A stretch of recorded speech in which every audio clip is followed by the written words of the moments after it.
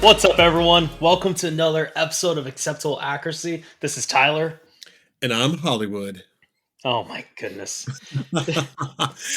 No, I joke. I'm Philip. But I was called Hollywood all weekend for the Zombie Invitational. So we're just going with it and recording tonight. My label inside of our tool that we use is Hollywood. So we're just gonna only refer to me as Hollywood this evening, everybody. Please. Thank you. Yep. And speaking of the Zombie Invitational, this is part 2 of our series on the Zombie Invitational. And we actually have two returning guests who were there with us at the Zombie Invitational. We have Brent and Deryl. You guys want to say hi? What's up, everyone? How we doing? Glad to be here. Yeah. So, Phil, would you remind us again, what is the Zombie Invitational for those who did not listen to the first part of this 3-part series? Yeah, so Zombie Invitational is a outlaw 3-gun match that takes place over 2 days. Day 1 is rifle pistol, and day 2 is shotgun pistol. It's a little bit different than your traditional 3-gun where there's not barrels to dump firearms, and you are required to retain your firearms for the entire match. I should say at least while you're on the stage. And then you have to carry with you on most stages all of your ammo, your food, your snacks, your high chew, whatever it is, you got to keep it in your backpack on you. I got a sticker out of Brent. That is because you guys ate like super sugary gummy wormy things all weekend, like by the handful. What are you talking about? Okay, if I recall, I mean it was Brent also ate those. Yeah, and Brent also had a bacon egg. Had a McDonald's. We had McDonald's. It was delicious. I eat McDonald's maybe twice a year. Crazy right now. Wow, I eat McDonald's like twice a week. It's glorious. I'm totally. I don't know where you're going with all of that. I don't know. I got nothing with it. This is why I follow the outline. So, Brent and Deryl. So, speaking of the Zombie Invitational, what's your guys' experience with the event?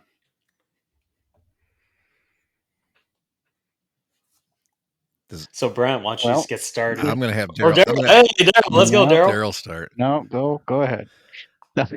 So, the experience this year was a little different than last year, largely because of the weather.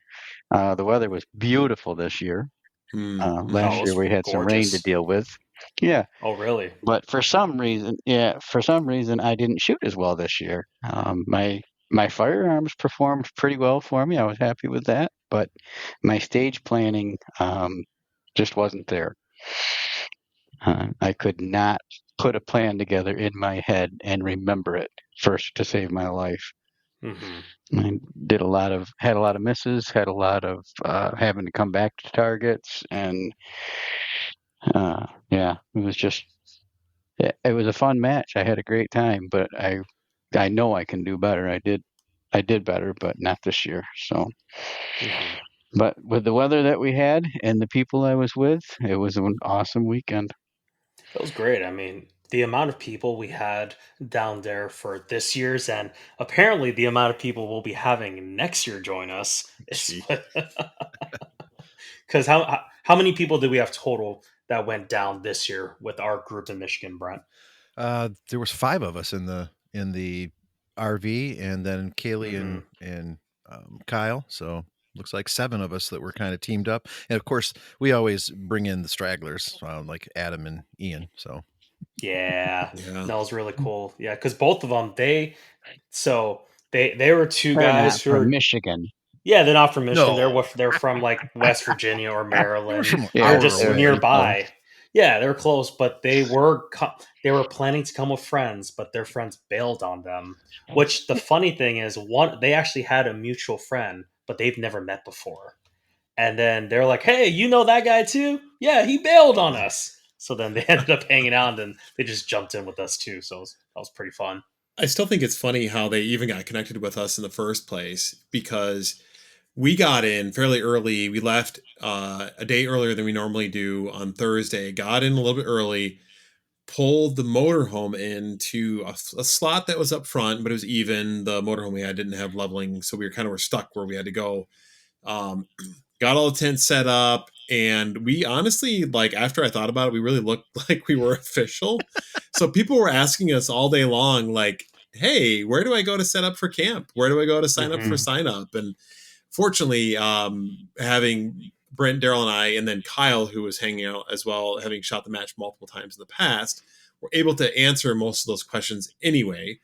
But Ian and Adam are two of those gentlemen who were asking questions that we were able to help out, and then clarify that no, we actually do not work for the Zombie Invitational or Echo Valley. But we invited them to hang out with us the entire weekend, and all had a good time going from stage to stage. There was a couple guys that thought we were displaying that we were like vendors. Yeah. Which, I mean, to give context too for anyone listening, we had a motorhome, a massive trailer, 2 canopies, and just tables everywhere. So it really did look like we were official, and we were at the bottom of the hill, like basically the first thing people saw when they got to where they would camp out. So yeah, it really did look like we knew what we were doing. Granted, we also had Kyle, who's done this 6, 7, 8 years now. So, and I think he's thinking about ROing next year. I have a feeling he will be back competing. We'll find out from him tomorrow. But for sure. I think he's got unfinished business on the table yet. I think he does too. Fair enough. Yep. So, but what's crazy too is like this trip was in West Virginia. There's the 5 of us that went in this massive RV, which was a huge blessing, very huge help from a mutual friend of Phil and ours. Like, I guess with this experience going with the RV, how's that any different? How's that different from years past, Brent? Oh, geez. Not sleeping outside. It's like, oh my gosh, I can't even tell you how nice that was. And the sad Dude, you slept in the chair, the seat. No, I did. Well, that was because we couldn't get that slide out. So I was perfectly fine with it. Last year, I slept in the front seat of Daryl's truck because I almost froze my toenails off. That's crazy. I remember you had some back issues too. And you're like, I'm just gonna sleep in the chair. So that was but it was still cold. There's no heat in that truck. Right. It worked out and stuff, but it was one of those things where it was kind of wet and rainy and not so nice. This year, oh my gosh, it was like a Caribbean vacation. So it was so nice. But yeah, so there's the difference of it. You never know what you're going to get, from that standpoint. And I have to reiterate what Daryl's saying that too. It's like, it's just, being with those friends. I did not do very well this year, I don't usually do well any of those years, but the fun part of it was, just being with friends and all the banter back and forth. Phil and I really kind of ramped that up this year. So, Hollywood did have. Hollywood did have like the presidential suite. So I did have the presidential suite. I have a feeling that's probably what incurred the to be the butt of the vast majority of people's jokes that weekend. But you don't let it get in your head, and I just take all that hate and I just put it inside and I use it to shoot. Yeah, Mr. 11th place. Yeah. Spoiler alert. Yeah, I also had spoiler alert, I had a mag-fed shotgun. So I went from on day 1, I went from like 18th to 11th. Which again, I think definitely helped to have the mag-fed shotgun. I know. Another guy, he went from 14th to like 25th. I wonder who that was. Yeah, the guy who doesn't train with shotguns at all. And you still whipped the guy that did train with a shotgun, so shut up. Yeah, that's fair. Yeah, that's fair. But you also had knee issues though that day. I mean, that I have knee issues every day. I've had knee issues since I was 17 years old. Yeah, that's a good point. Yeah, so you still did what you did well. Thank you, I appreciate it. But I mean, I do agree. Like, as much fun as the stages were, I would 100% agree with you three, that the camaraderie was definitely the best part. Getting away, being in the middle of West Virginia, little to no cell service, get away from Yeah. work, get away from just other problems, just kind of things that were just kind of on my mind during the week, and just really be with other dudes, other men, bond, um, just hang out, see a comet, for crying out I was loud. wondering when that was going to Like, pop up. dude. Yeah, actually, Daryl, I feel like, why don't you talk about that? Like, talk about just the evenings that we had, like post match or pre match or whatever. Well, so the evenings were pretty cold because it got clear, and I mean, it some was dude was wearing shorts, but Yeah. somebody was wearing shorts. Yes. So Kyle just happened to be out at after sundown. It was dark. hmm People were, looking at the stars because the stars were amazing in the middle of the mountains of West Virginia. There's very little light pollution. hmm And Kyle was messing around with his nods and just happened to spot this comet up in the sky. Nobody had any idea what it was. Nobody, hmm we hadn't heard anything on the news because we weren't getting news. Yeah, Um, but it was a really, really cool sight. And then I believe it was you, Tyler, that on the way home after we got into cell service, looked up the name of it and found out that it comes around every 80,000 years. it was crazy. Like, I just looked it Some, up. It said some extremely rare comment, and I'm like, holy cow! Well, and And the yeah, you could only see it in like West Virginia, Ohio, and maybe some parts of Michigan. yeah, that's not. I saw it in the UP while we were hunting.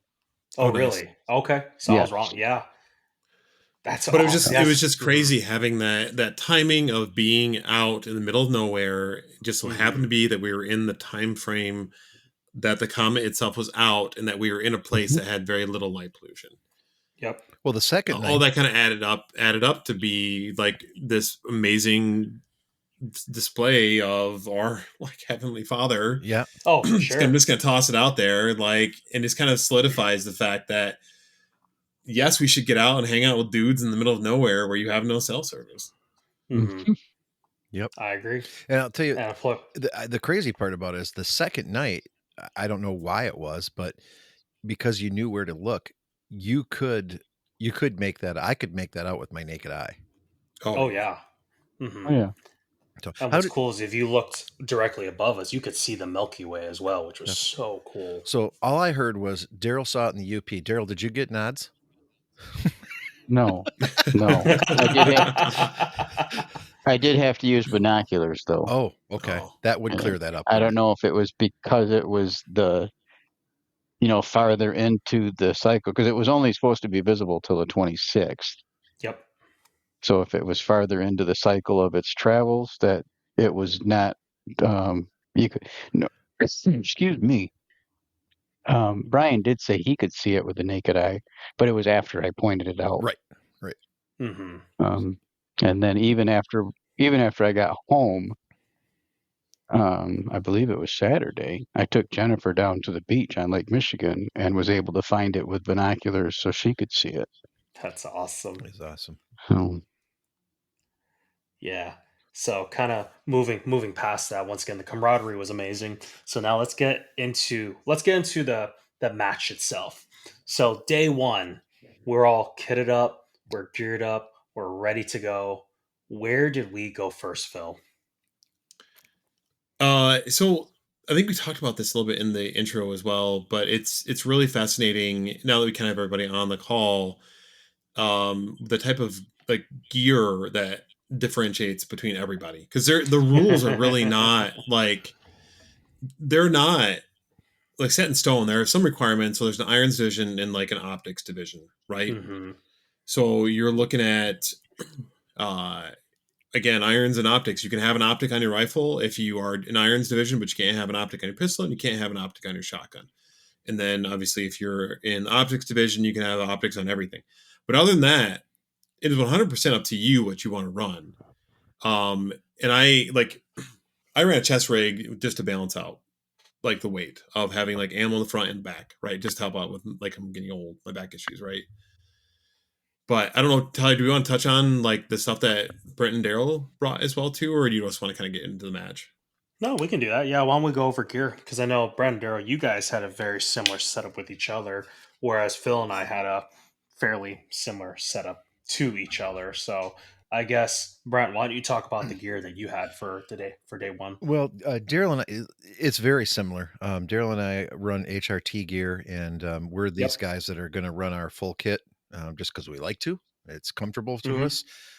We like saying we shoot well with it, and all of our crap is where it belongs. So day one, our HRT stuff is 3 rifle mags on our chest and 2 pistol mags, and I think our belts are set up pretty much the same way too. I run 2 rifle mags, 2 pistol mags on that as well. Dump pouch, of course, a fixed blade, and your pistol.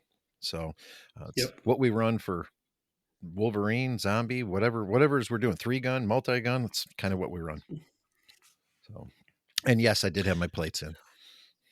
Hey, there you go. Yeah, because I know for me, I run HRT everything as well, and I have a very similar setup for the Wolverine 5K. And I'll admit, I decided to be a little like, I don't want to wear plates if I don't have to. So I bought an HRT chest rig, and this way I could still use all of my placards, and it was really nice. I had a placard that had 2 AR mags, 2 pistol mags, and then my belt setup, I changed it up a little bit because this match required a tourniquet, which I already did have a tourniquet on my belt, but I decided to get this mount this like little bracket that goes on top of my Safariland holster where I can mount a tourniquet holder on top of it, kind of similar to how police officers would. So this way, it kind of freed up some real estate on my belt, and I was able to kind of move things around to where I still have two pistol mags, 1 AR, a dump pouch, my IFAC as well, and then and my fixed blade too. But then it cleared up some space to where actually I could add a shotgun caddy for day 2. So I'm actually very happy that I did that, and I'm probably gonna keep it that way. Oh, and gloves. Gloves are important, man. They were. Did you ever use your gloves though at all, Tyler? Nope. Me either. But they are good to have in case, because I'd rather have them and not need them than need them and not have them. Right. Yeah, I think the only stage that I may most of the day. Yeah. I'll admit I'm not as good at shooting with gloves on. I probably should practice more. I'll admit it. Oh, I absolutely love the gloves. And I'll tell you what, I know we're not talking about shotguns, but my shotgun got so freaking hot that I was super. I mean, when you spin that over, you were sharing it too, so yeah, or someone was borrowing it. That's a better way to put it. You can talk to that guy tomorrow. How he was like, yeah, Brent's shotgun did this. Yep. I don't even know. I heard that once. I just laughed. I don't even know what the context or what even happened. Yeah. So, yeah, we need to wear our gloves on so we could hold on to the sheep. That makes sense. Yeah. Oh my goodness. Oh, I don't know. Yeah. That. Speaking of sheep, we'll talk about that later. But so yeah, what about you, Phil? How was your gear setup? Yeah, I mostly the same belt setup that I had for Wolverine 5K. When Tyler and I were talking about, when Tyler and I were talking about the tourniquet option, I was like, oh, that's actually a great idea because it does. I was trying to figure out how to mount my tourniquet, and there's not a great spot to put a tourniquet on your equipment where it's quickly accessible and it doesn't take up a bunch of your belt space, right? Yeah. So when Tyler was like, hey, I've got this great idea to mount it in front of the Safariland, I was like, perfect. Because then it removes, some potential like snag in the front of your gear, right? And it's more flush with the holster on the right. So you got to crawl through a pipe. Right. That's and then which I actually didn't have an issue with. But then it doesn't weigh a lot, but it does help kind of balance out your weight a little bit, especially when your pistol's out.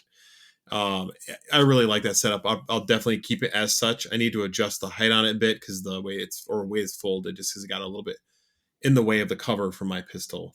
But yeah, so anyway, belt setup was pretty much the same. Shotgun day, I will talk about tomorrow. I added a piece of kit for that. But then again, ran the chest rig in the front, which I don't I think maybe I pulled one mag from that the whole match. But the point again was to just load up. I think I had 6 mags in the front or 4 mags or whatever it was.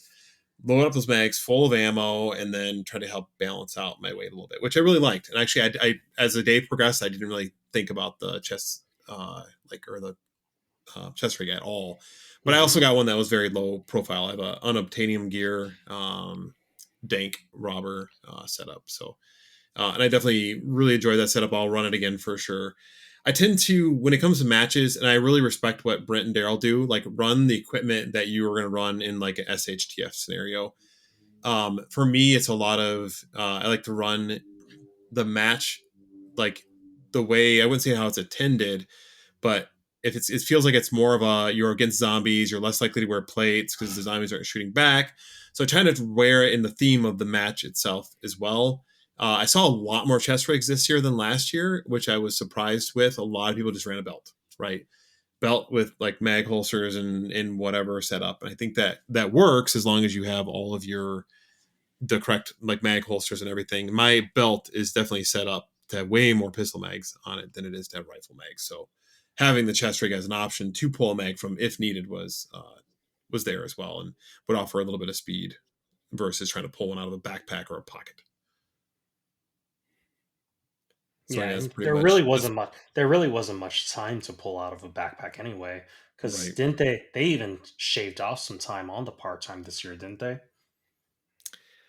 I can't remember. I meant to look that up afterward, Yes, but they did. Yep, they did. Was it 120 seconds last year, and then it was 90 seconds this year? It was like 90 to, yeah, I think it was 90 this year. I think it was 100 last year. I think that's what they said. But of course, I wasn't there last year, so I don't know.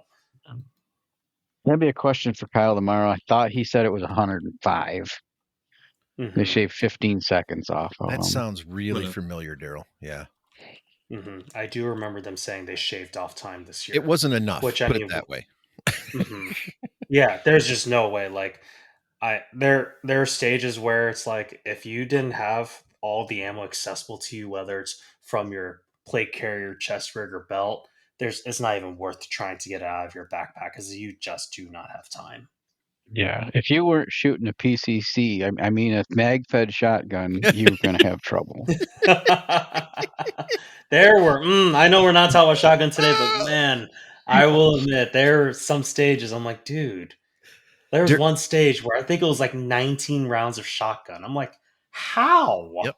Say what you guys will, but I completed all the stages on shotgun. You did wonderful, Phil. Seriously. Yeah, you did honestly, I hate shotguns. After this match, I don't hate them quite as much. So trying to get the shotgun as close to a rifle as possible was kind of my goal with this. And I know I talked about this before, but Tyler was borrowing my other shotgun. And I was like, we can either share a shotgun or Tyler uses his pump action. I'm like, I have the means and I have a desire to own a mag-fed shotgun.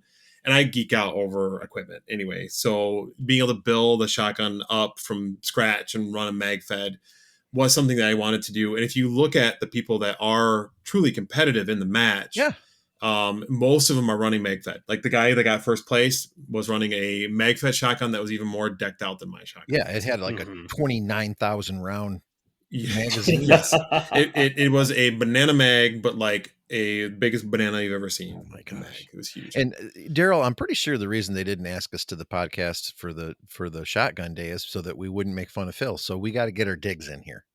Hey, Kyle will do just fine. Oh yeah, Kyle will. Yep. Yeah, he will. So.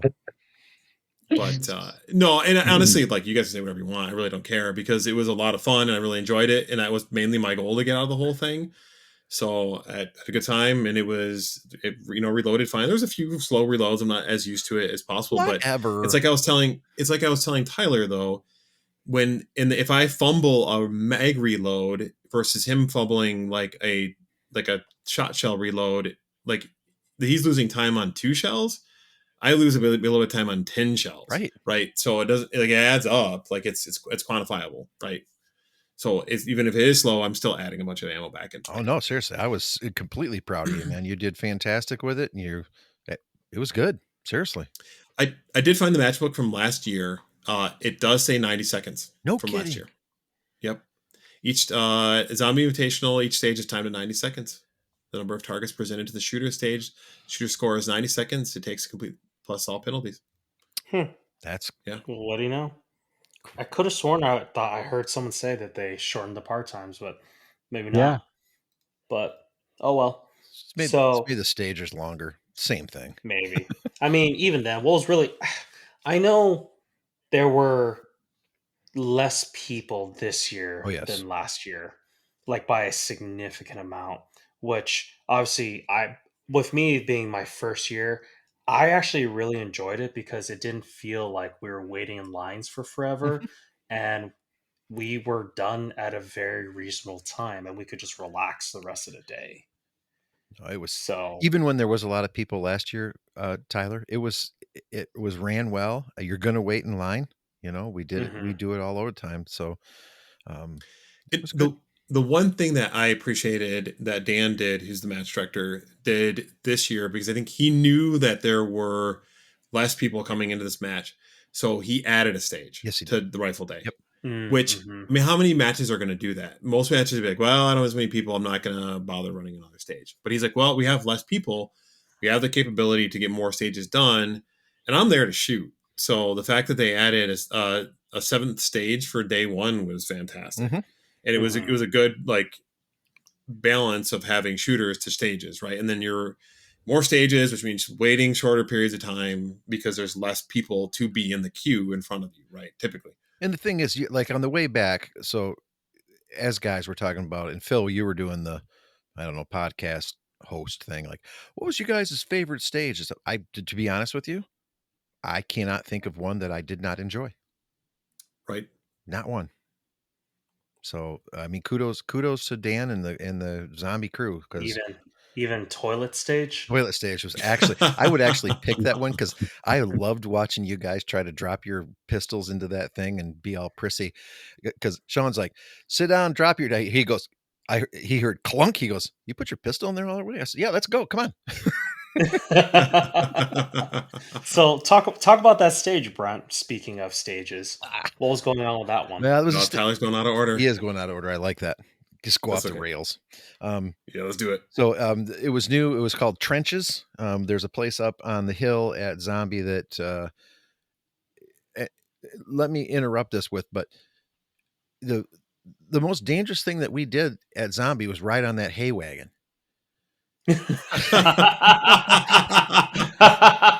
At 10 miles an hour, right? No, at like 55 miles an hour. Anyway, so it was just funny because they're like, here we are, we're running around the woods shooting thousands of rounds of ammo and doing all this crazy stuff, and I'm more scared of the hay wagon than I am you guys.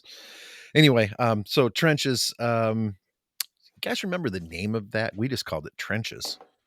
I don't remember. I mean, they had their briefing that had all the names, but we just went based off of the name of the location. Yep. So there was range 1, range 2, trenches, 360, etc. So it was fine. We chose to do this particular one last because we heard that you're going to stick your gun in a bucket of blue juice that you'd find in a porta-john. With corn in it. Yeah. So that whole talk, and of course I'm good with it. So you get inside the outhouse, sit down, simulate on the toilet, which I'm super glad because talking to Sean later, they were talking about having you pull your pants down or something like that in there. What? Yeah. And then it turned into, well, we'll just have them put their gun belt. And then, finally Dan's vetoing all of that stuff because Sean's that way. Part times. Yeah. Part times. So pull your pistol out, kick the door open, load your pistol. You got to kick over a zombie, we shot through the door. That was for shotgun, wasn't it? Yeah, that was day 2. It was day 2, right? I think day 1 was get your day 1 was get your pistol out, get out the porta potty, kick the briefing said kick the zombie, but Kyle pushed it. All right, we didn't put the pistol in the water for shotgun day. That's correct. Yep. Because it was just low ready, and we shot through that orange. Exactly, we shot through like that trapezoid or whatever it was. So you had to go out the door, kick the zombie over, which was some type of MMA target without water in it, or a practice dummy. Go to the red line. You could tap it and it would fall. Yeah, it was crazy. I touched the head of that thing, got all sticky. Somebody glued something on it. Anyway, it was gross. Zombie brains, bro. Probably. So jump out, and you had a downloaded pistol magazine that you had to use. And so that was 2 shots. Clear that gun, holster it, go down in the trench, pick up 2 shovels, which they called trench shovels, I believe. And you try to stick them into I guess it was like a 4x8 target. The disadvantage to that is if you stuck it, you just didn't get minuses, because if you missed, you got 5 points off. So, in my personal case, my first one was a disaster because my hand was all wet from blue juice. Second one I did stick. So, your rifle is staged along the course, and you are in a trench. You make that rifle ready, and now you're shooting at probably 105 yard steel target out in the middle of the woods, and it was super hard to see. Oh, dude, it was rough. Yep. Let me I remember that first target, man. It was because that was our last stage. It was so shot up that you could only see half of it. Because of course they're not resetting, they're not painting it. Yep. And I'm like, where is it? I'm like, oh, there it is. Yep. So I do have to back us up. Before that, after the shovels, you have to make your pistol hot again, and there's 2 more targets. Clear your pistol. That's right. Yep. Remember that? You're down in the trench, and there was 2 greens and two steel fallers, that fell over. So you're in that first position. Aro is calling hits. So you have 4 rounds in an AR mag that you load. So as soon as you hit, the smart thing to do is, which most of us did, is just clear that magazine. Let those rounds go. As you're moving down the trench to the next position, another 4 round magazine, another single target, clear the gun. Did that 3 times, and end up with a clear AR slung, another kind of run down the trench, and you had to shoot I believe it was a 4 or 6 inch steel coin in the woods from the trench. So that was trenches, and it was really fun. And the best part about trenches was what you have to do with your mags. You had to retain your mags, but I don't have a problem doing that. I know. But I will admit, because I remember, because I think last year you guys were mentioning that last year it was pretty much like that for the majority, if not all the stages. You had to retain your mags. Whereas I think this was the only stage between, I think, both days where you had to retain it. I think they did it that way because there was you had at least was it 3 pistol magazines and then 3 rifle magazines, and that's a lot of cleanup and reset for a stage to go back and get all those magazines, right? Like, oh, where did I drop it? I had a problem on day 2 finding my shotgun mag. So I think that's probably why they did that, just to help speed up the reset. Yep. Oh, for sure.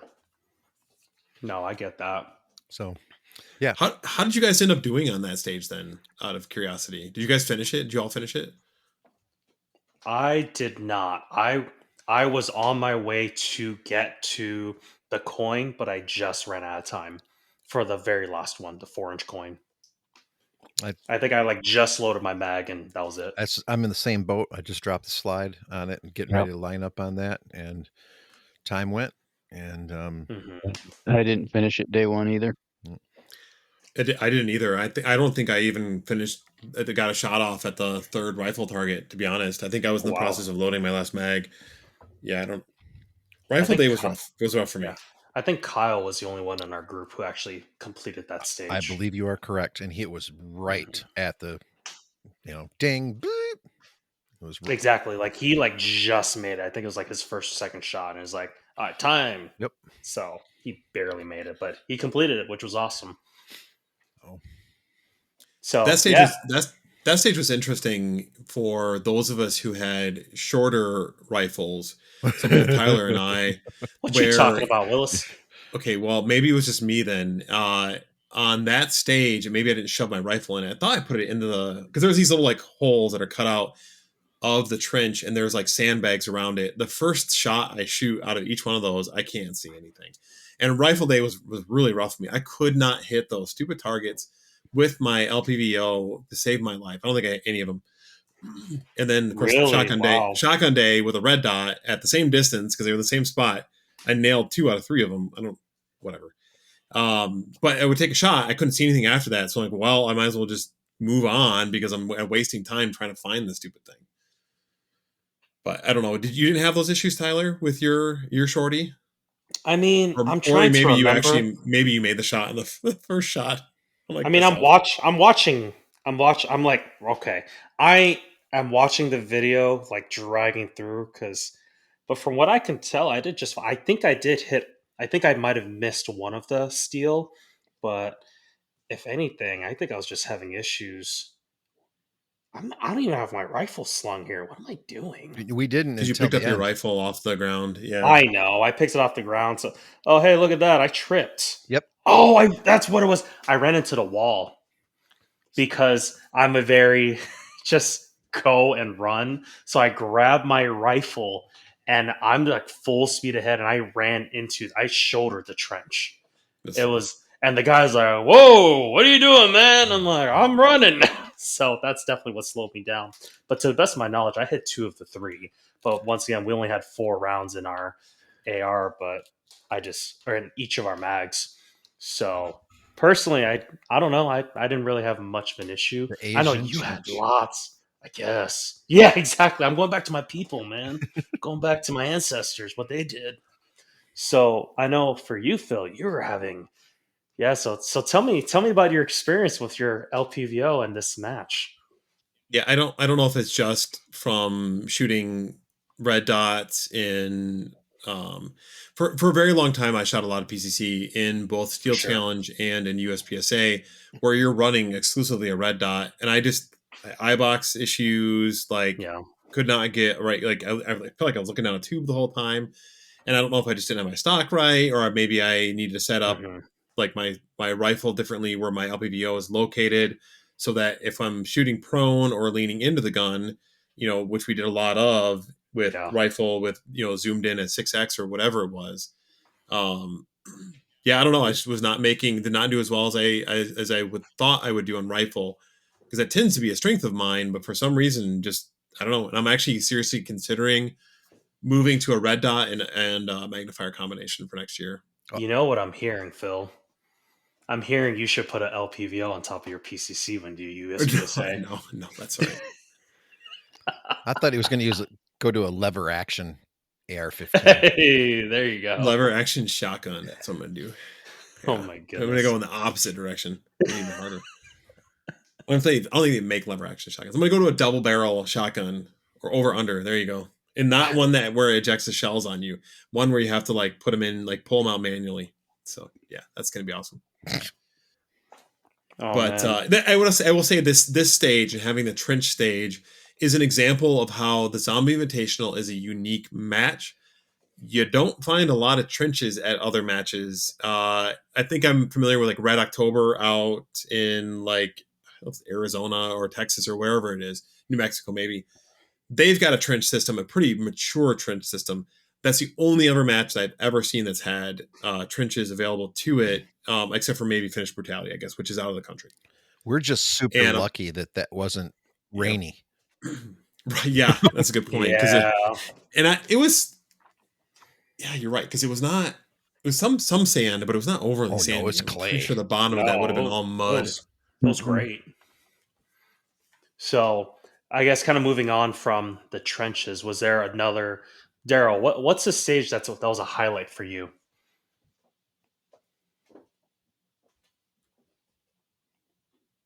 I think it was. I mean, obviously the shoot house is always fun because we don't get to do that. Shoot house is always fun. The stage 1. Yeah, I liked stage 1 a lot. Was kind of interesting with the crawling through the tube, taking a prone shot, and then oh wait, was that 1 or 2? That's stage 1. No, that was 2. Stage 1 was the car. That was 2. Stage 1 was the car. One was the one right. with the vehicle. I'm sorry. You're right. That was stage 2. Told you that's why I'm here. Yeah.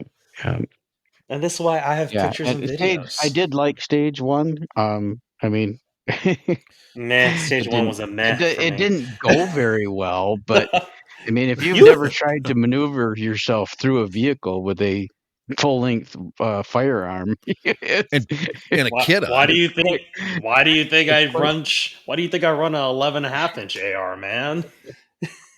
Yeah, I was going to say, Tyler had the best of both worlds because he had the shorty rifle and he's a shorty himself. So yeah, bro, that's great. Yeah, you can maneuver in and out of that stuff. Did you finish that stage, Daryl? You thought you did really well on that. Yeah, you did. You did finish that. Yeah, I'm pretty confident you finished it. If not, you definitely engaged all right, here everything. we go. Hey, here we go. I did finish it on both days, but on rifle day, I actually got balled out because I only took one shot at each target and then moved on. I remember. And he called me for gaming. Oh my gosh. Well, I remember that. He didn't necessarily call you out. He did, and he said that. He didn't say this is not. Well, he kind of did. I think, but he definitely he said your name, and he just said I don't like gaming, but he didn't. He was like, but now moving forward, he said you were fine, but moving forward, I want you to take like 3 shots basically, or whatever it was. Mm-hmm. Because I guess for those who don't know or don't remember with the Zombie Invitational, because of the par time, you get penalties for missing, and you get penalties for not engaging a target. It's a 5-second penalty for missing, and I think it's like a 15-second penalty for not even engaging a target. Yeah, it's pretty brutal. Correct. So some people at the harder shots. Sorry, go ahead. If he was going to press that issue, I was going to have him call Dan, because that's not something you change in the middle of a match. Right. Mm-hmm. Yeah, and you guys being match directors for USPSA, you guys are like, you can't really do that. So at least with your guys' experience and understanding, so I get that. You shouldn't. That's correct. Exactly. Yeah. Mm-hmm. But I guess kind of going back to, tell me about stage 2, range 2. I mean. So I remember the tunnel. Oh yeah, I know Phil remembers the tunnel, and that's about all I remember from that one. Fair enough. Yeah, so I was kind of smashing the two of them together. I don't remember much after the tunnel. Yeah. Fair enough. So with the tunnel, so this is stage or range 2, essentially like what Daryl was saying. You started with a loaded pistol, but you only had one in the chamber. There was this big tube that you had to crawl through. Big is a strong word. Okay. For me, it's a decent sized tube where you can crawl through, but you had to shoot prone at this probably 6-inch square. You only had one shot though, which in theory should be super easy, but of course I missed. So I Kyle, I missed it as well. Calling you out, Kyle. Love you, brother. But I'm only saying this because he was so mad at himself for missing it. And then once you get out, you would reload it, and then there was like a plate rack that you had to drop, and then you clear your pistol, holster, and then you had a sheep, and I think a can as well, a water can. You pick it up, you run, I don't know, probably like 10 yards to get to barrels that were stacked, and you're shooting at a man-sized target at, I can't remember. 5 targets at 100 yards. That's what it was. 5 targets at 100 yards. And you're basically just hit those, move down, same thing, grab the sheep and the jug, get down, do the same thing with just one barrel where I just went kneeling and kind of hit those. Then you get down again. And then at the very end, I think it was a man size, but you're shooting like a swinging target, like a hostage swinging target thing. Yep. I believe. Yep. So I actually really enjoyed that stage. You finished that stage. It was good. I did. Yep. I had a ton of fun with that one. I finished it. So I was like, because I don't know. I had everything except the very first one, because you only had one chance. And of course I missed that one. So I had a blast with that one. Phil, how was your experience with that one? I went first, so that was fun. I know. And we were going through it was our second stage of the day, if I remember correctly, right? I believe so. That is correct. Yeah. Yes, we went to 360 and then to this one. Yeah, so it was fine. I ended up drawing my pistol in the tunnel, which was later. They're like, "Yeah, you can't do that." And I was like, "Yeah, you're right." So and the RO was cool about it, and he was like, "You weren't the only one." I was the only one, and he was like, "Hey, guys, don't do it." And obviously the guy was cool about it. And whenever you were given, and I know you brought it up probably, Tyler, to make fun of me, which is fine, but I will make it as an example of whenever you are given constructive feedback from an RO, you shut up and you listen to the RO, and because they're there, they're watching it, and they're like, yeah, don't do that. This is an example of what not to do. It's like, I could have given you a procedural on it. I chose not to give you a procedural on it, but no one else, please do this again. And it was really cool about it. Right. And those cases again is you shut up, you listen to what the RO is saying, and you take it. Because obviously I did something wrong. There's no reason for me to argue. The dude is there on his own time. So, and for the record, guys, for you guys listening, is they had it quarantined off behind that tunnel. Nobody was standing back there, just in case for that reason. So it was fairly safe. Agreed. They did a very good job at keeping everything safe. And once again, these were just honestly just really cool and chill ROs. As long as you don't get on their nerves like one guy did. The one guy that kept asking questions over and over again. And I was like, dude, just shut up. You're already making this guy upset. And like, I think that was it. Chris was RO for that one? No, Doug. No, it was Doug. It was Doug. It was I thought he was the 360 stage. I thought he was going to eat that kid. It was with his. Right. It was a 360, wasn't it? With his Buzz Lightyear pants. That stage was fun. I did not complete it. I got to the hostage target. I forgot the sheep to move them at one point, so I moved back. Lost some time on that. Oh, yep. So fortunately, the RO was like, "Hey, I forgot the sheep," and I was like, "Dang it!" So that stage, and it wasn't until like the stage after that where I finally hit my stride. Like, I don't know what it was, but those first 2 stages, I was just doing like minor mistakes, and then from then on out, you're always going to have I shouldn't say minor mistakes, there were medium mistakes. We'll say that. And then from then on out, I really only had minor mistakes the rest of the match. So I think that really kind of helped. And once you kind of hit your stride, and a lot of that too was I was in the mentality of the, so what, now what kind of thing, where like I would screw up or like something would kind of get me in a weird mood or whatever. I'm like, no, this is dumb. You're here to have fun and shoot. Like, don't worry about it. Move on and do better next time.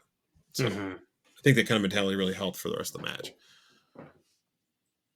No, I agree. I did notice that once you kind of got out of your head, you're just like, I mean, you did a great job. You rocked it day 1. Day 2, you demolished all of us. I remember seeing the scores day 2, and you're like, dude, I've got so much space to catch up and fill.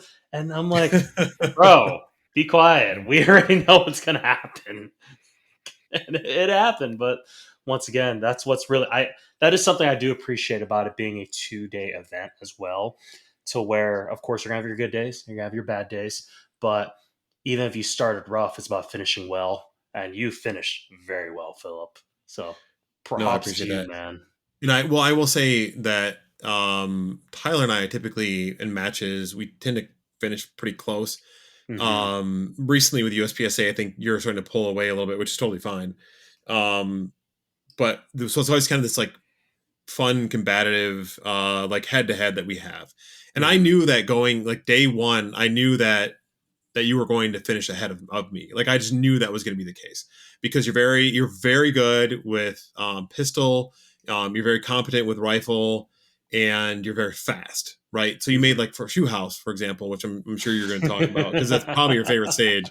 Oh, 100%. You destroyed all of us except for maybe like, did you beat Kyle on that one, or were you like just a few seconds behind him? I think I think I was like 4 or 5 seconds slower than Kyle on it. Yeah. Which ironically enough, because I made mistakes. So I guess I'll talk about the Shoot House now. Watching the videos and even looking back, I definitely made a lot of mistakes in the Shoot House, but I was able to make it up because of my speed. I will admit, it was actually really cool because so I have an Insta360 head camera, Go 3, that I use to record shooting, but I left it out in the morning while we're kind of prepping, and it got so cold that it would not turn on. So I didn't really get to record on my head cam, which was very disappointing for me. But for the Shoot House, I went and borrowed Kyle's just because I knew that if there was a stage I wanted recorded, it was this one. And I had it recorded. We were watching it together, and all I hear from Kyle is, "Dang, you're fast." I'm like, Fast. "Thanks, bro." So, but all that to say, man.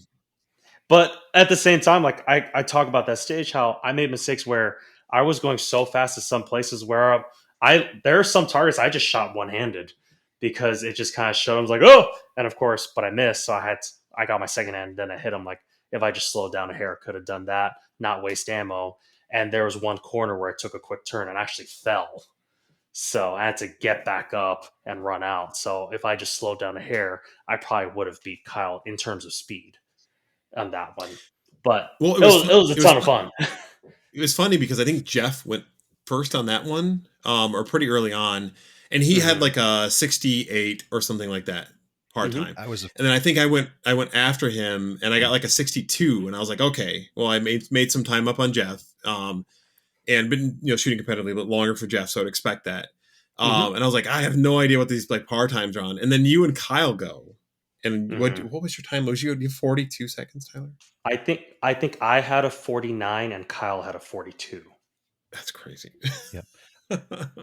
Yeah, I was first up on that shoot house for that, guys. So I was super happy with myself for a 61, and I thought I'm going to burn this thing down. And then Kyle was next, and he ran the 43.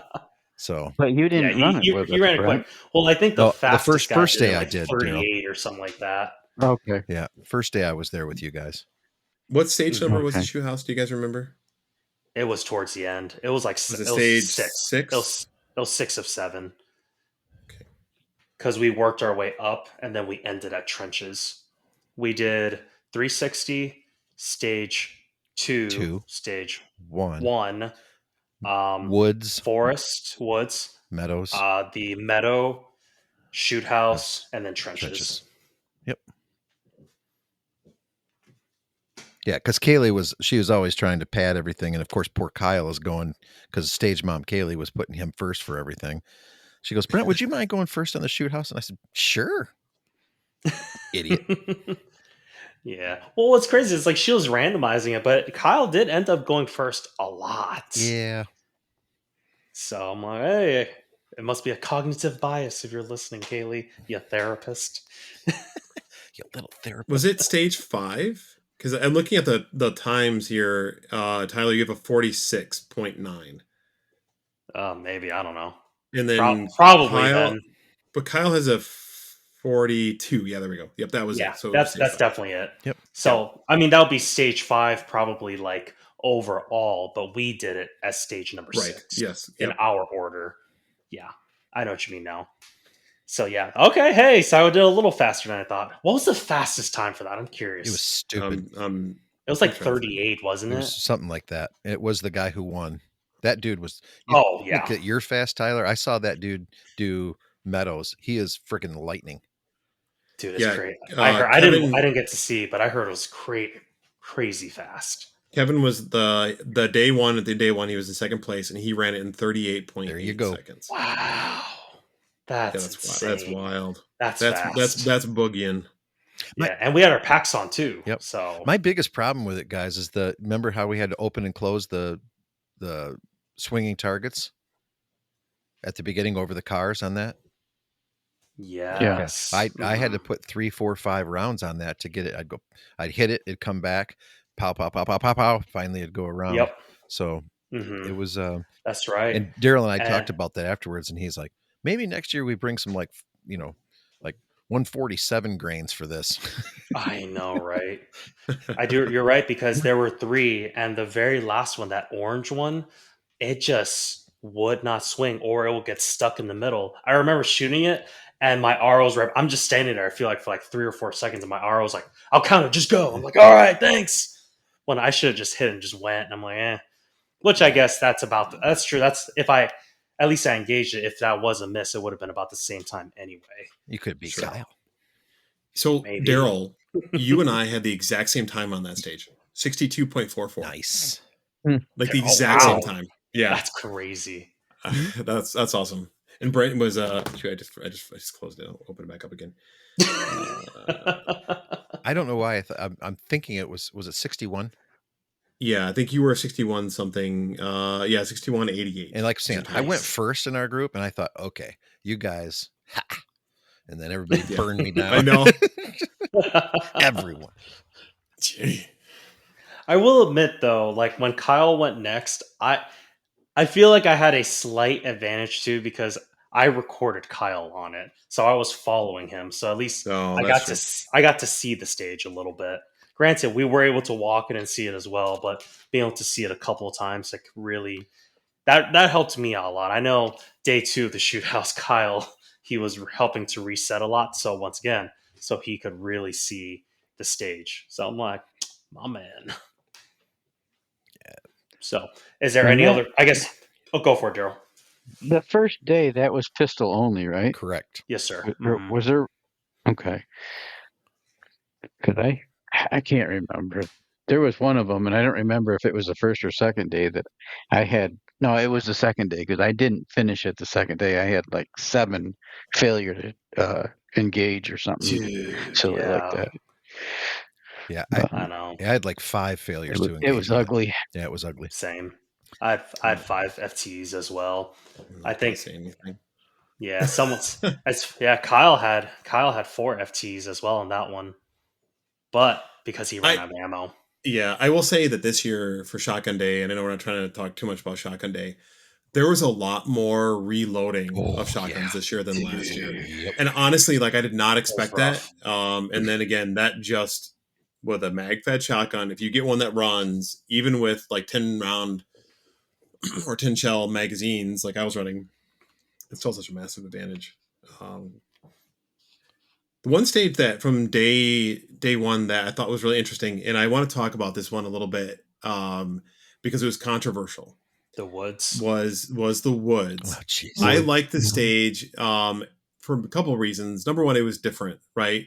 And this was the first stage that I cleared clean, and that was kind of when I was like, I felt like after that I did a lot better the rest of the stages for the rest of the match. Mm-hmm. I think once you have a good stage like that, you kind of you try not to get in your head from the previous one, but this stage was interesting because you started off like in a box. You had to clear it's not a star because it was like it had 8 of the plates on it, but it spins.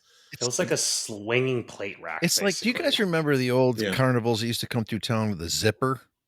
Yeah. Yeah. That's what I thought that stupid thing was like, was the zipper. Mm-hmm. Yep. So you had to clear that, and then you had to go to I think it was one rifle target, right? Correct. That you had to shoot. I think that was the only rifle target at like the entire. Yeah, I'm looking at it now. Is the only thing you had to shoot at. Stand like offhand standing. All of us nailed that target like immediately, which was awesome to see. Mm-hmm. And then you had to unload the gun and then drop it into a mat, climb under this netting that they had with a dummy that was in it that had its hand hanging down. And you had to high five the dummy / zombie as you're going by, step over this set of logs, and then go to these balance beams that they had. Mm-hmm. And the balance beams were color coded. Yep. And that based on the color that the balance beams were, it was where you had to engage the targets. Yeah, first one was so black. You would, it was first 2 were actually black, and then I think it was like yellow, and then blue, and then red, or something like that. Correct. But all of the balance beams were separated from each other by like 1.5 foot gap. No, or something. No. Wrong. 0. For you, maybe a foot and maybe a fill. No, you're right. I'm looking at it now. It's probably like 3 feet. It's like 2. It's like 2 feet. No. It's like 3 feet, man. It was rough. I had people with short legs. Yeah, it was rough. I had to and the thing is, you had to stay on the balance beam no matter what. Correct. And if you got off the balance beam, I think it was for every step that you took, you lost 5 seconds. Right. So I think I got a 15-second penalty because I took a step drag for one and then a second one because I was like about to fall. I'm like, well, it's either fall or flag everyone behind me. So I'm like, I'll just take a step, and that's where the controversy comes with this one because the balance beam's hard. I mean, the plate rack was fine. The AR target was fine. I'll admit, throwing my rifle on the mat and literally just diving underneath the net, that was a ton of fun. But once I got to the balance beam, I was like, this sucks. Because and trying to balance, and because there are guys that I'm pretty sure were pretty darn close to flagging us a couple times. that I think is where they had never. I don't know if they've done this before. All the videos I've seen, I've never seen this before. So maybe they just didn't think about that. And the reason I think with the step off, and Kyle talked a lot about this, actually had a fix for it going forward if they decide to do this. So if anybody's listening from the match, I don't think they didn't want you to step off and then like use it to make yourself move faster. They wanted you to crawl across the balance beam. Mm-hmm. But Kyle had said that if you were to step off, if you took a step after that on the ground, then you should get penalized for it. But if you step off because you lost your balance and then step back on and then move, that would make sense. Now, I could see of a way of gaming it where you put like 1 foot on, 1 foot off, 1 foot on, 1 foot off as you're moving forward, and that would allow somebody to potentially game it, right? And I think that's an RO's call. Like if they see that kind of stuff where you're doing it to game it, then you're getting procedurals for it, right? Mm-hmm. Whereas like if you fall off, then you step back on where you were and then proceed. I think that would be fine, right? And it's easy to tell if you're gaming it, like super easy to tell. But that would increase the safety perspective of that. Mm-hmm. But for someone like myself, again, the car stages when you're in there, that's always going to be a challenge because I'm so tall, right? That was a piece of cake, man. Yeah.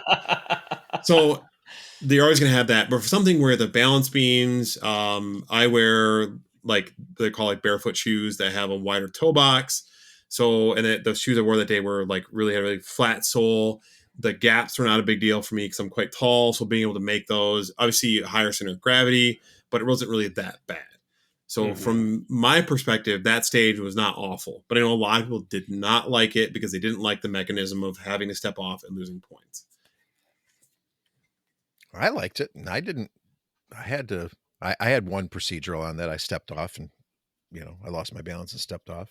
So it's all good. But it's cool because it's something that you don't normally do. No. Right?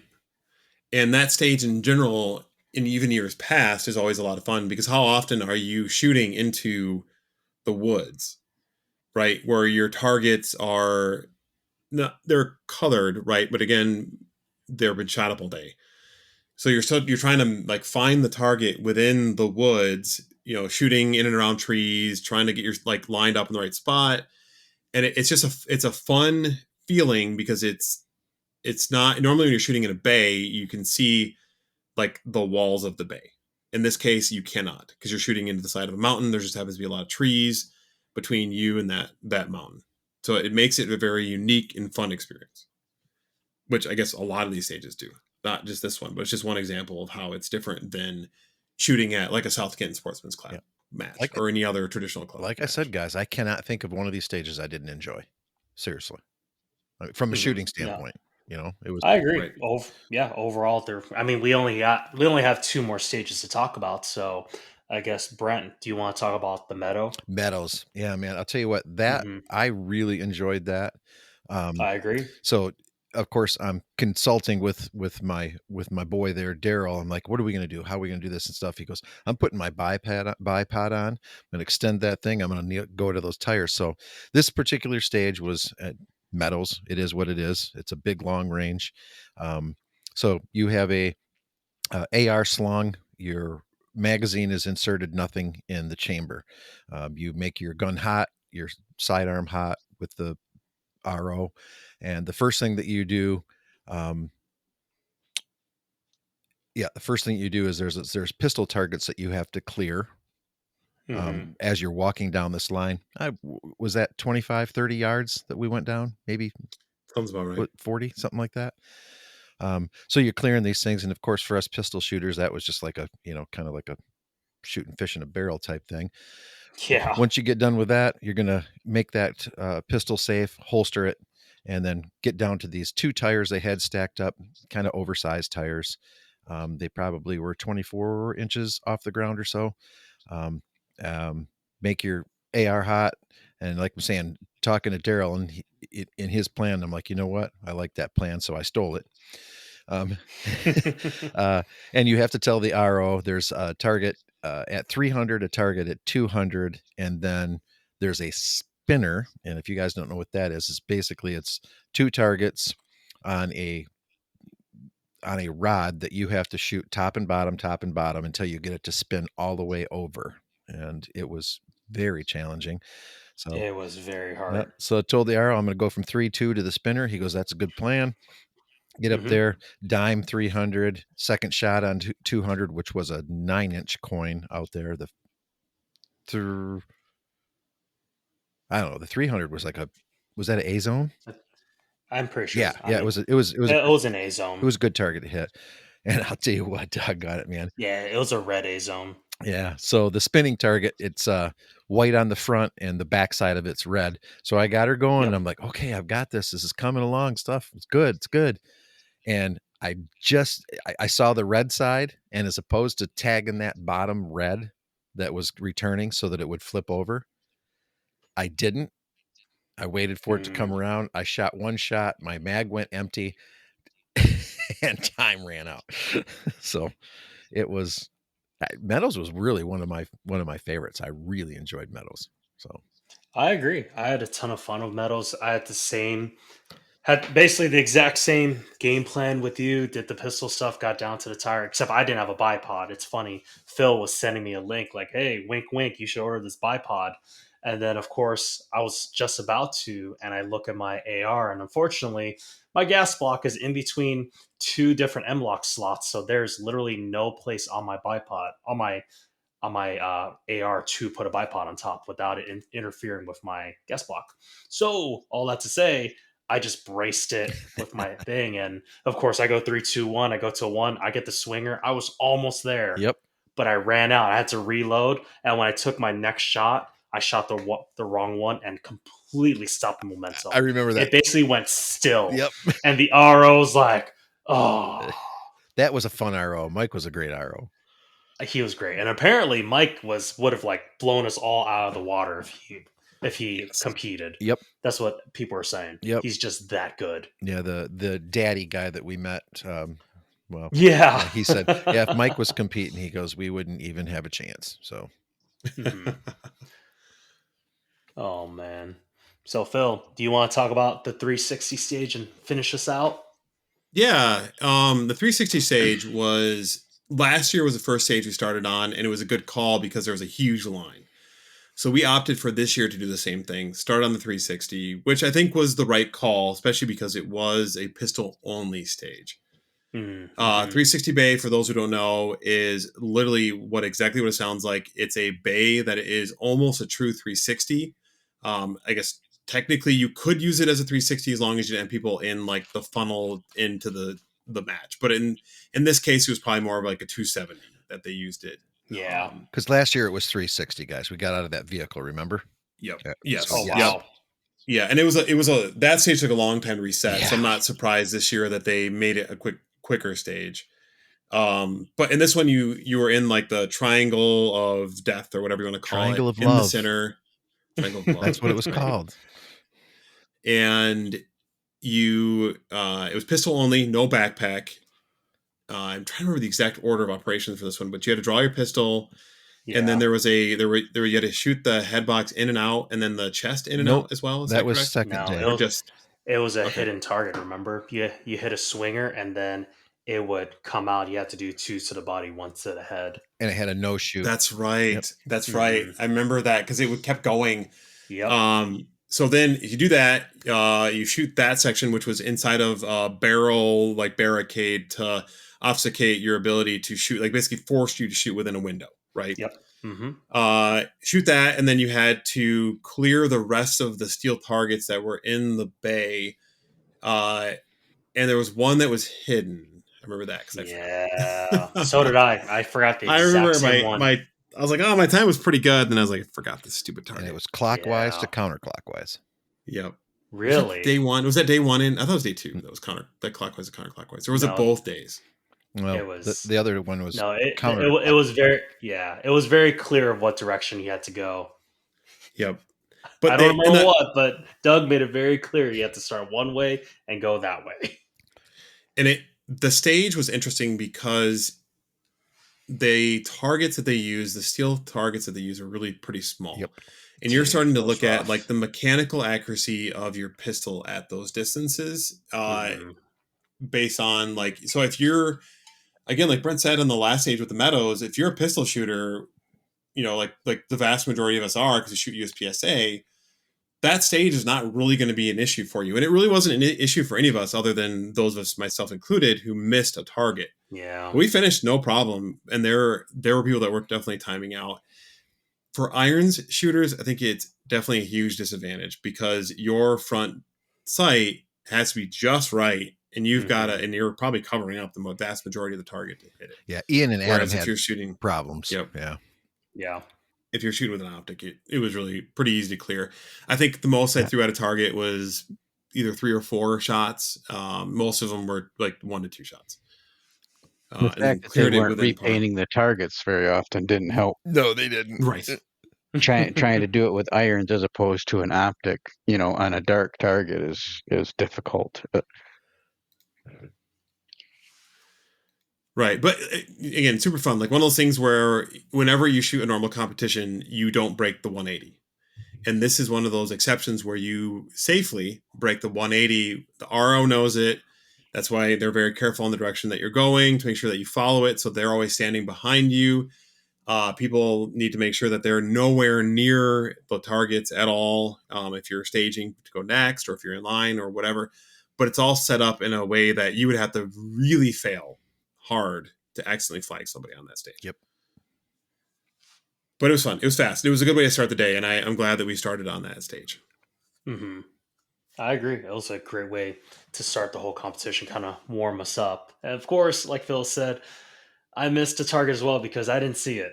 But oh well, it happens. It's life. So definitely. I guess what were some key takeaways from we haven't done one this competition? What? Did you do stage 1 yet with the car? With the car? No. We did because Deryl kind of combined the two, kind of talk about stage 1 and stage 2. But for the sake of time, very quickly, Brent, would you like to? No, I'm gonna have Deryl do it because he killed that thing. That's true. Yeah, Deryl. Yeah, why don't you talk about that one? Talk about the car for us. Which one? I already did that one. You did the first half of it. Just rewind the dang podcast. Get in the car, shoot a target, turn around, shoot more targets. Now you're kind of going through some areas, then you get to a VTAC with a AR at a very far distance with some coins. Oh yeah, standing on your tiptoes. Yeah. Dude, I know. Dude, that was such a tall V. I mean, the VTAC was a correct size, but of course, I'm short, 5'8", average of the world. Thank you, China. But so the VTAC, I remember Chris the RO saying like, "Hey, if the VTAC is so and so tall, I will let you go to the next stair down." I'm like, "Hey, I think I'm that tall." I get up to it. I think I'm like an inch or two taller than what he said. He's like, "Nope, I'm gonna make you do it." I had to not just tiptoe. I had to go like as high as I possibly could to barely see. Yeah. It was rough. I was filming you on that one, and I almost picked you up Titanic style, like they the front of the ship and like kind of help you reach those targets. Dude, you know what I should have done? I should have taken my backpack off and stepped on it. Maybe. That could have worked. So, Deryl, how tall are you, man? 5'7". Okay, so you guys are in the same boat. Yeah. That's what I was going to ask Tyler. I'm 5'7.5". In that boat is Did you grow 2 inches since the last time I saw you? I'm 5'7.5". All right. I round up to 5'8". I am. It's great. That's what the doctor said. 5'7.5". The other doctor said 5'7" 3/4. So I round up because that's what math tells me I can. Listen, now, Tyler was not, if I was 5'7 1/4", I'd be 5'7". Boy, this is up. Tyler left his heels at home, so unfortunately, he was a little bit shorter than usual. The irony is, I actually did forget my Solomons that day. Yeah. I love how I brought my backup boots, but I forgot my primary boots, which was hilarious. I'm like, you're kidding me. But it worked out in the end. It wasn't a big deal. Thankfully, we didn't have to go into any water for any of the stages, which was kind of what was hinted at. I was like, So I was kind of worried about, I guess one year they're talking about running in the river. So, yep. Okay, enough about shoes. I'm going back to stage 1 because you guys just are killing me. Okay. All right, fine. Phil, why don't you talk about stage 1? I think Brent was going to talk about it. I am going to talk about it because Phil did the I know, last one. That's why I told him to do it. So in the car, AR with a magazine in it, not not loaded, not in the chamber. Pistol at low ready. You have to shoot through the driver's side front window from the back and make that target fall down. Remember they had that falling target? Okay. Then you had to turn all the way around and shoot out the back window, two to the body, one to the head. Exit, move over to the next seat, exit the car, take your AR, shoot the two low boys. No, I'm sorry. No. It was still pistol. Still pistol. You had to unload the pistol to move and get out, and then run down that hallway. You're supposed to shoot those 4 targets through the ports on the move. La-di-da-di-da. But which was actually, once again, the whole pistol thing was really easy, from that standpoint. It's just a time thing. Once you get up to that VTAC, there was 2 targets on the hill. One of them you had to shoot from one port. The other one you had to shoot from the other port. Next one you had to go to the it wasn't a port, it was over the top or whatever ladder that was. And were those 9-inch coins at 100 yards in that van? Dude, all I know, you could barely see them. So there was a coin in the front window of a van on a hill and in the back window of a van on that same hill. So it was amazing. And there was one beyond the van too, wasn't there? Yeah, the first two. There were two above it. But those were a little bigger. Targets. Yeah. Okay. Yep, those were pretty easy. With my failure there was that I shot both of them from the same stupid opening. I didn't shoot the one from the left slant. I was supposed to shoot the, and stuff like that. And Chris usually helps you out on that, but I was running out of time anyway. So my question is now, Daryl, you finished that stage, didn't you? I did. Okay. Because I thought so, but I didn't shoot it clean, but I did finish it. Okay. Excellent. All right. And what about you guys? Did any of you guys shoot that clean or finish it? I finished it, but I did miss the front seat coin. Okay. But I believe I hit the 3, the back seat, and then the 2 above. Yeah. Phil? Yeah, I was the same way. I had just one of either the front or back. I can't remember which one it was that I didn't hit. I engaged all of it. Okay. But those were the only ones I didn't hit. So I like I say, I really enjoyed only one. Yep. Again, that was the one where he kind of got on me because I only shot 1 round at each rifle target. I didn't stay there until I hit it. Gotcha. So it's hilarious because the only thing that I did different was I just took 2 shots at everything. Right, which was kind of goofy. So I'm like, this is dumb. Apparently, in his mind, that was enough. Right, and they switched up ROs too because it was from the one dude and then to the other guy, from Chris to Zach. Yeah, and he was like, whatever, as long as you took a couple shots at it. So yeah, Zach was great. Yeah. It's funny. Honestly, they're all great ROs. Yes. Yeah, it's a lot of work and it's a long day. I think there were less shooters this year, so it's a little bit less of a long day for them, but. No, everyone was really cool. I really that's a good call out, Tyler. The match was really well run, and the ROs were all fantastic. They were awesome. I know at the very end we kind of did a cheering competition for who was the best RO, but I mean it was also the shoot house. But I mean, end of the day, they were all great ROs. They were friendly, they were kind, they were of course serious when they needed to be, helpful. They were just great. All around great guys. Or at least that was my experience. I don't know about you guys. No, I had a fantastic experience. Totally looking forward to going back next year already. I'll bring it up. The only thing that I really had an issue with, which I really don't have an issue with, because being a guy who has to make decisions like this, and of course I'm jumping to day 2, which you guys can do, but then again I won't be there. Jeff will be. Dan came and on day 2, Dan came and plucked Jeff, myself, and it just happened to be Ian and Adam that were running with us, and took us from the shoot house when we were 3 shooters away from shooting, put us on that stupid hay wagon, bumped my butt all the way down to stage 1, and I waited for 25 people to shoot. Like I'm saying, it was a call that he made. I don't know if he'd make it different or not, but I mean, you live with your calls. But so now the truth of the matter is I didn't shoot anything. Jeff, Adam, Ian and I didn't shoot anything up on that hill that we had to get a ride back up for. So it made it for kind of a frustrating day. And of course, I'm there to shoot with you guys and hang out with you guys. I did not want to get For split up, sure.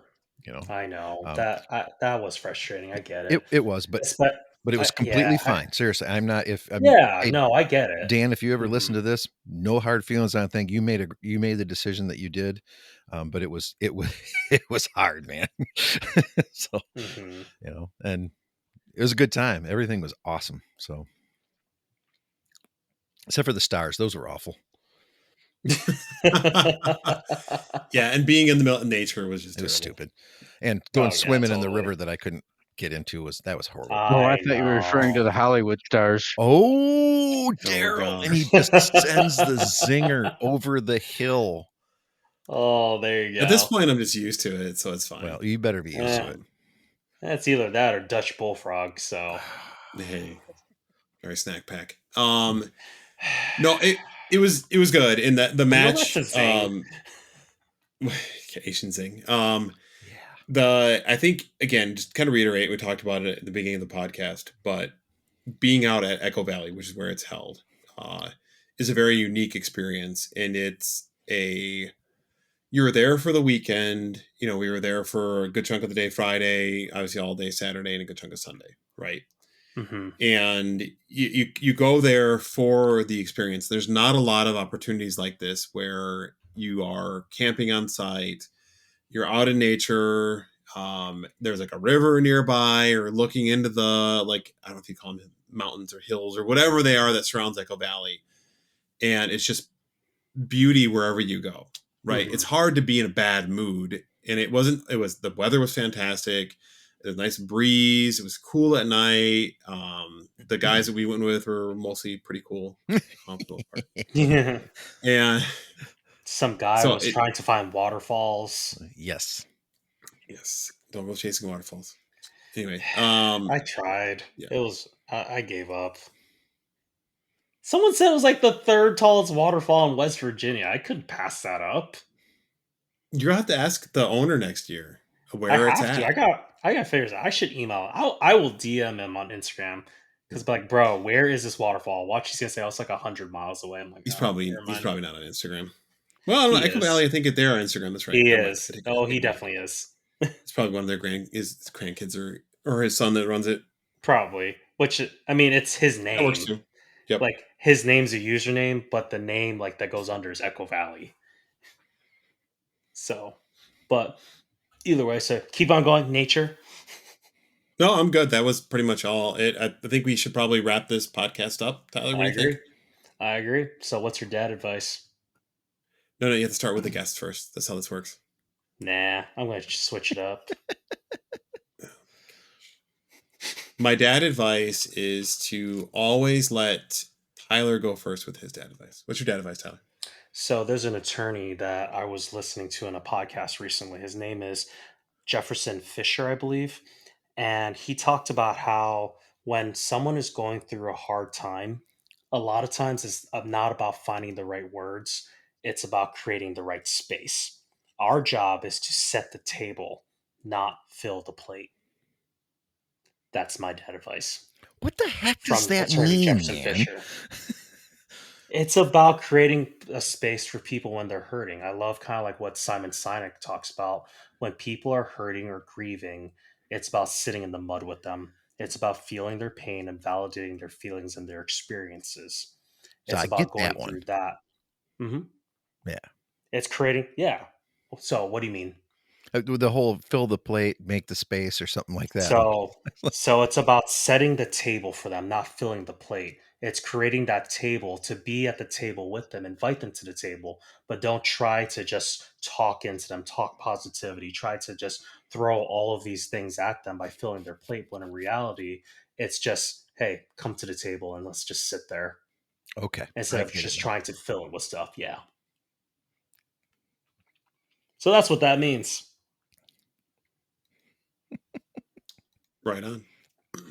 So Brent, you're up. Yeah, I'll say, what's your fatherly advice, sir? Tough times don't last. Tough people do. This is so good. That's so good. Philip. All right. So it's interesting how like kind of going on what Brent was saying with like tough times, right? A lot of times we tend to overanalyze things ourselves, and then as a result, we end up stressed out, which causes sleep issues, and then it ends up being nothing, right? Mm-hmm. So my advice around that is to, take a step back, take a breather, realize that there's only so many things that you can control, Mm-hmm. right? And then for the things that you can't control, pray about it.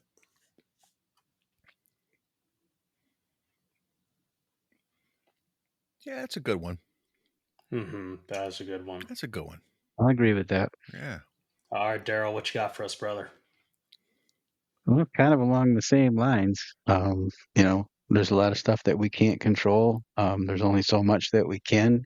And when you're having a tough time, don't try to look too far into the future about things. Don't worry about things that are 6 months down the road. Take Yeah. stuff one day at a time, get Mm-hmm. through that day, and prepare for the next. Mm-hmm.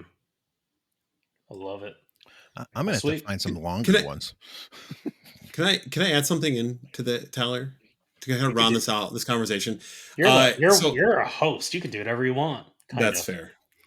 Well, you're the outline guy today. So anyway, there's four of us. I didn't follow the outline, but yeah, I know it's all good. There's four of us on this podcast right now, right? And there will be four of us on the next podcast. Correct? Oh yeah. There were all of us that went on this, right? So the 6 guys that did the match plus Kaylee, we all did this together as something fun to do. I really outside of maybe meeting Tyler at church, we all met each other shooting, right? Mm-hmm. Take those opportunities to do stuff with people that for the most part you enjoy being around.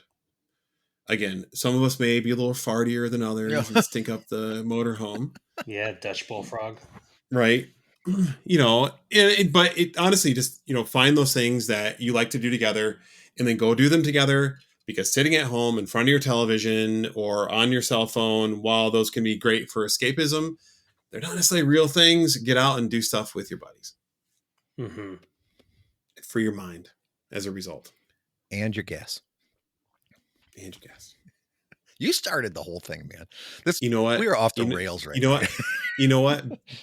Heinz Baked Beans, please sponsor us. Oh my goodness. At least you didn't bring up that other one. What was that other can that you wanted so bad to Dinty find? Moore. The Dinty Moore stew. Okay, so I know we're already way off the rails here, and we're at the end of the episode, so people can stop listening if they choose to. It's a free content. They probably stopped listening 10 minutes. I offered to make dinner at home last night. I said, I'll make dinner tonight. And my wife's like, what? Because I never make dinner because she's way better cook than I am. And they're like, she's like, wait a minute, there's something going on here, isn't there? I'm like, yeah, dude, we're going to have Dinty Moore. She goes, I'll pass. And then immediately my daughter says, I'll pass. My son, on the other hand, was like, Dad, I'll eat it with you. And I was like, my man, let's go. There you go. So anyway, Tyler, you're welcome to come over for Thanksgiving this year. We're definitely having Dinty Moore stew though. So I mean, it's funny because I was talking to my coworker today, and he was like, "Hey, what are you doing for Thanksgiving?" I said, "Well, Phil asked me, what are you doing for Thanksgiving?" I said nothing, and I haven't heard from him. And he's like, "That was his invite to you." I'm like, I mean, I guess. Well, I was still making that decision whether or not I wanted to invite you. Oh, okay. There you go. Fine. I'll just stay at home and watch TV all day. It'll be glorious. I'm just kidding. No, we're gonna watch Lions game. It's gonna be great. All right. Let's close this puppy out. So go ahead, subscribe, follow.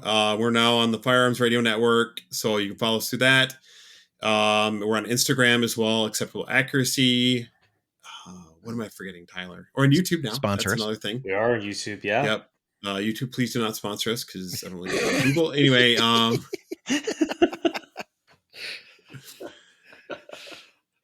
Sweet. That's about it. Thank you everyone for watching or listening. Yeah, if we're not watching yet, we are working on that. Our goal is to start doing videos very soon in the foreseeable future. When is that? I have no idea, but we will figure that out. So once again, thank you everyone for listening.